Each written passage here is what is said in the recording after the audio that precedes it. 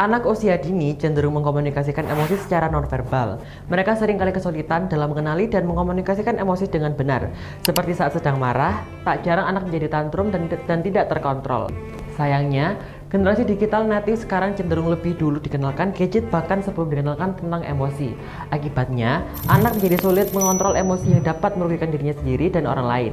Bentuk keterbatasan anak dalam mengelola dan mengekspresikan emosi seringkali adalah menangis keras, mengamuk, berteriak, memukul, melempar barang, dan tantrum, bahkan hanya diam. Pada jangka pendek, anak akan dapat kesulitan menjalin hubungan dengan teman sebayanya, mengganggu konsentrasi dalam belajar sehingga perkembangan kognitifnya pun terhambat.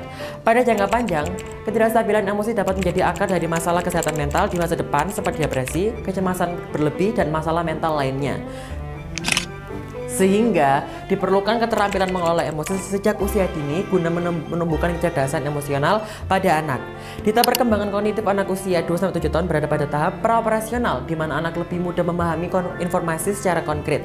Tapi di sisi lain, media pembelajaran mengenai emosi yang disajikan secara konkret masih sangat terbatas.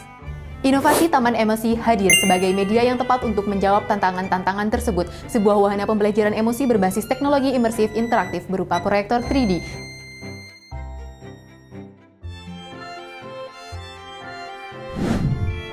Setiap ruangan mencerminkan 1 dari 6 emosi dasar menurut Paul Ekman. Di antaranya marah, sedih, terkejut, jijik, takut, dan senang. Dengan tata letak ruangan yang bisa mengalir dari satu ruangan ke ruangan lainnya. Dilengkapi dengan fasilitator pendamping dan akses yang ramah bagi anak disabilitas. Menggunakan metode pembelajaran Vicarious, di mana anak akan belajar melalui karakter animasi yang bercerita dan berkisah.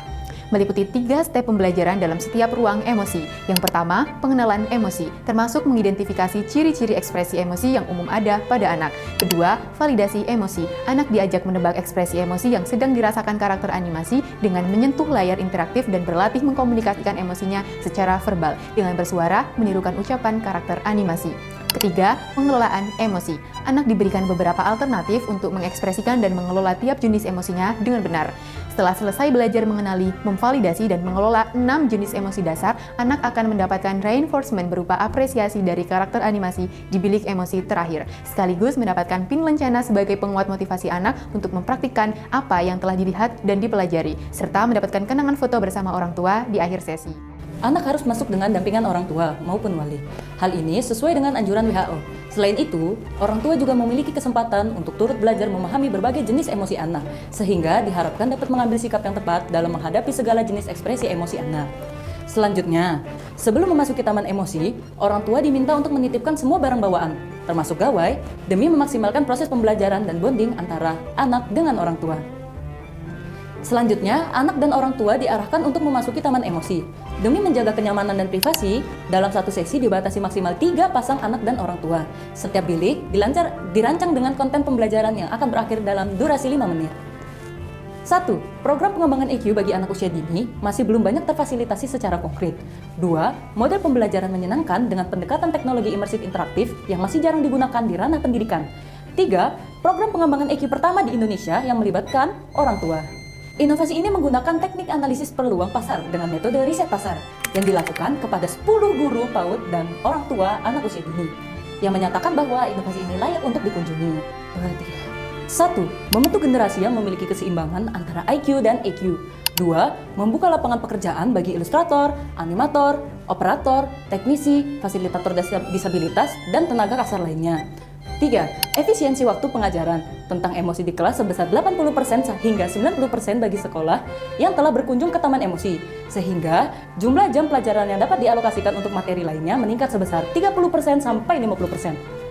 Inovasi taman emosi yang melibatkan orang tua turut menyempurnakan program penguatan pendidikan karakter yang sudah ada pada pendidikan anak usia dini. Sebab, anak usia dini sedang berada pada masa golden age, di mana perkembangan otak mencapai 80% dari kapasitas maksimalnya. Dalam periode kritis ini, keterlibatan orang tua menjadi penting untuk pembentukan karakter dan nilai-nilai dasar. Juga untuk membangun hubungan emosional yang kuat antara orang tua dan anak, yang menjadi dasar keberhasilan pendidikan anak di masa depan. Saya, Arneta Prameswari Solihati. Saya Agiska Putrianova. Dan saya Vicky Pinta Andara. Kami dari Program Studi Ilmu Komunikasi Universitas 17 Agustus 1945 Surabaya mengusung inovasi Taman Emosi. Taman Emosi, tuntut si kecil, gapai emosi stabil.